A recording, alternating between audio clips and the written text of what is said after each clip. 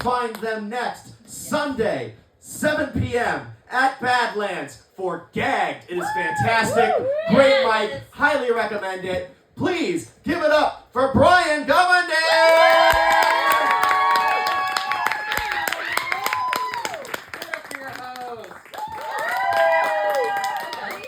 Cody, I feel exactly how you think I feel about you.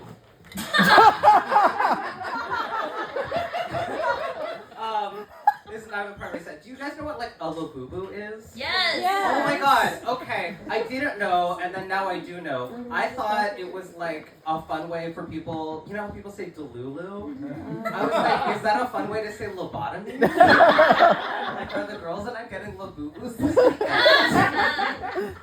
Sign me up.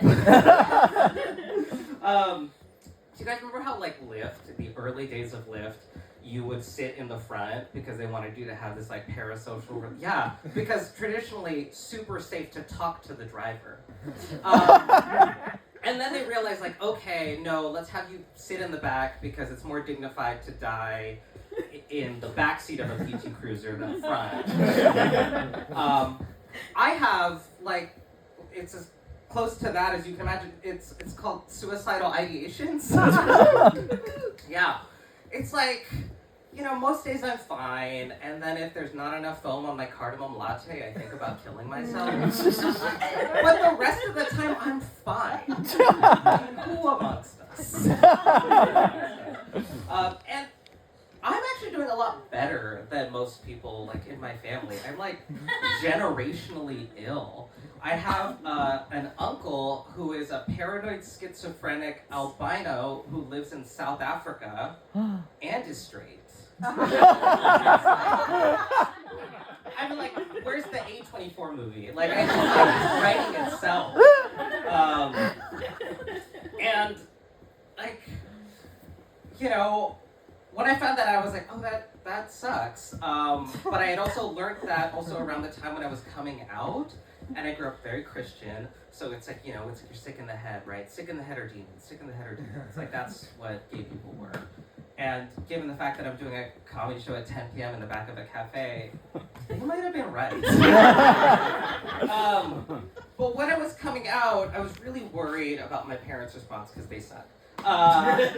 But, you know, my sister, a great ally, got put under an involuntary hold because she also was a paranoid schizophrenic. An ally. Way to deflect. My parents just didn't like me because of my personality. And still don't.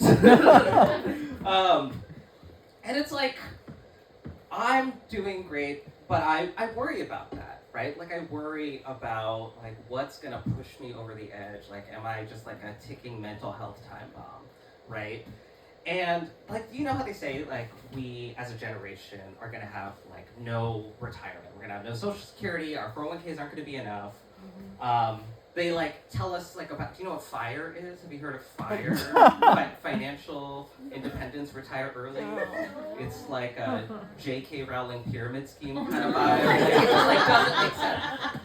But I think that is like an option, right? Like we should be thinking about our retirement. But what I also think could be an option is becoming a ward of the state.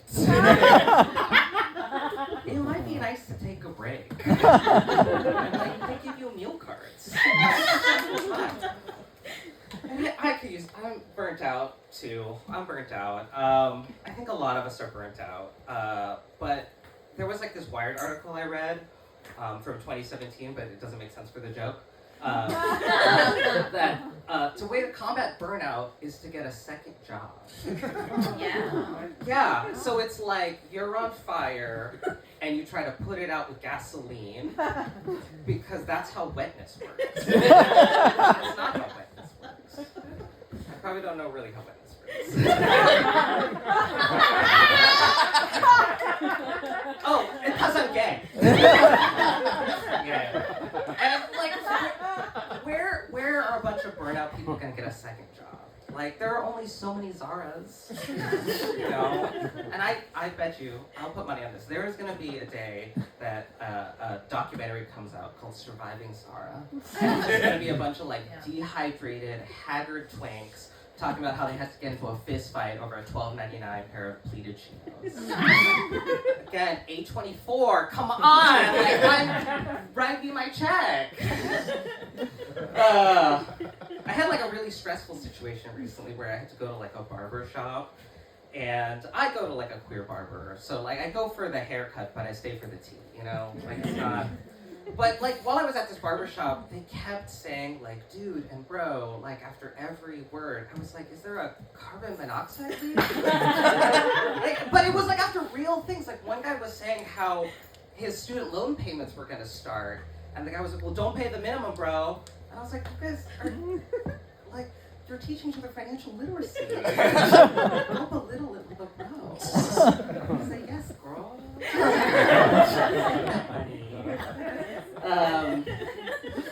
But I didn't get to go because my barber had, like, a Portland emergency. And I qualified it that way because anywhere else it'd be probably, like, a minor inconvenience or, like, a Wednesday. And I was like trying to be understanding, but then my mind kind of started to race, and I was like, oh my god, what are like the Portland emergencies that would get you out of something? I have a couple I can share. One is that your ferrets are fighting and you have to mediate. Your coven did a seance to talk to your grandmother, but turns out Mima, a little more racist than you remember. It's hard to smudge away slurs. I've tried. And based on this room, some of you have tried. And, okay, I got one last one. You go to your friend's daughter's quinceanera, except they're all white. So now you have to protest outside their house. But my burnout, I feel like, is a different burnout than what I used to have. I used to work in retail. Yeah, and it fucking sucked. And I wasn't particularly good at it. I thought every moment that I was interacting with someone, it was a meet cute.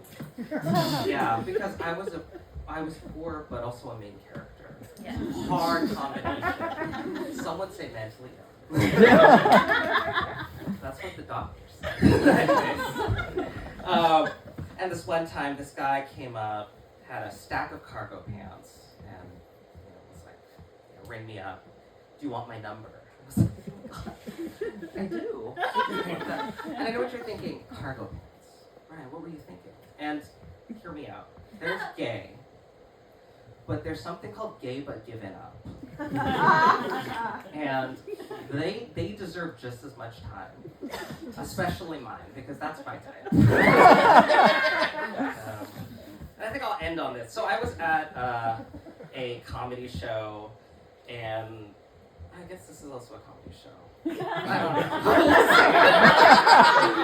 know. But it was like a straight comedian, and he said that he treated comedy like therapy. Yeah, and I haven't done comedy a really long time, but I've been in therapy a really long time. And I can say pretty definitively that this is a symptom and not a cure. Yeah. I could be at home watching British Bake Off and gooning right now. That I'm here. Okay, that's my time.